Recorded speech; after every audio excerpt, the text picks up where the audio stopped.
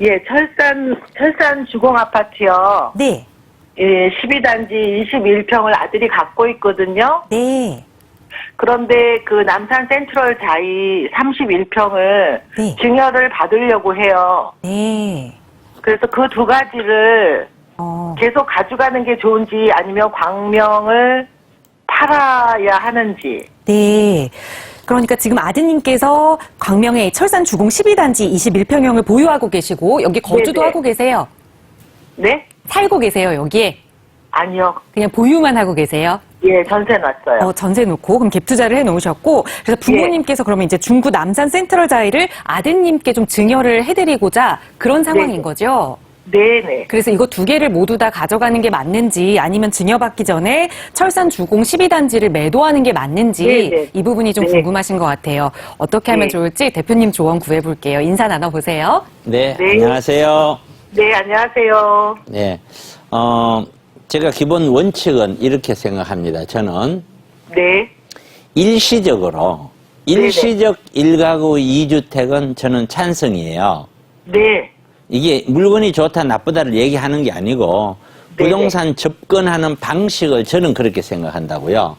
네. 그러나 2주택자가 되어서 2주택자를 반대하는 게 아니에요. 네네. 아파트 2주택은 저는 반대를 해요.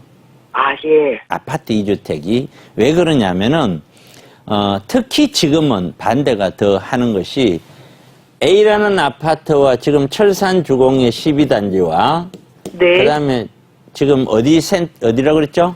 남산 센트럴 자이요. 남산 센트럴 자이하고 자, 이 두 가지를 이렇게 보면은 둘 다 말이죠. 둘 네. 다 가격대가 과거 우리가 서울 바닥권역을 치를 때 2011, 12, 13년도께는 다 가격이 낮았단 말이죠. 네네. 낮았는데 철산은 조금씩 꾸준하게 올라왔고 네. 이 남산 센트럴 자이는 쭉 가격 변동이 없다가 네네. 갑자기 18, 19, 20 이때 돼갖고 올라버렸단 말이죠. 네. 자, 그러면 두 가지 특징이 뭐냐면은 자, 철산주공 12단지는 얘는 재건축이 되거든요. 네. 재건축이 되는데 재건축이 될 수 있는 아파트와 될 수 없는 아파트 두 가지로 구분해서 설명을 드리자면은 될 수 있는 아파트다. 그 이유는 뭐냐? 현재 지어져 있는 아파트 용적률 자체가 굉장히 좀 낮다. 네. 그렇기 때문에 충분히 새롭게 지으면 많은 아파트 세대수가 더 지을 수 있다. 네네. 그렇기 때문에 얘는 거기에 대한 기대감으로 꾸준히 투자 수요가 들어올 수밖에 없겠죠. 네. 그리고 투자금도 작고요. 광명이 있으니까. 그래서 쭉 올라가는 반면에 남산 센트럴 자이는 이게 재건축하는 아파트가 아니다 보니 네. 올라갈 만한 어떤 요인이 있어야 되는데 서울에 있는 다른 아파트들 보면은 좀 괜찮은 아파트다 하는 거는 13년, 14년부터 계속 올랐거든요. 쭉 올랐는데 얘는 별로 안 올랐어요. 네네. 그게 왜 그러겠어요? 서울에 있지만 서울에 있는 사람들이 이 물건을 그렇게 좋아하지 않는다는 거예요. 네. 투자 상품으로 좋아하지 않는다는 거예요. 그러면 좋아하지 않는 상품이 지금 최근에 쫙 올랐는데 그러면 이제 둘 다 올랐는 것만 갖고 있잖아요. 그쵸. 그렇죠. 네. 둘 다 따져. 그러면 둘 다 내려갈 때는 그때는 어떻게 할 거예요? 아들이 가졌어 이거를. 그럼 두 개 갖게 되는 거잖아요. 네네네. 그러면 1가구 2주택도 되면서 둘 다 내려가면 그때는 어떻게 해요? 그게 뭐냐면 항상 그런 거예요.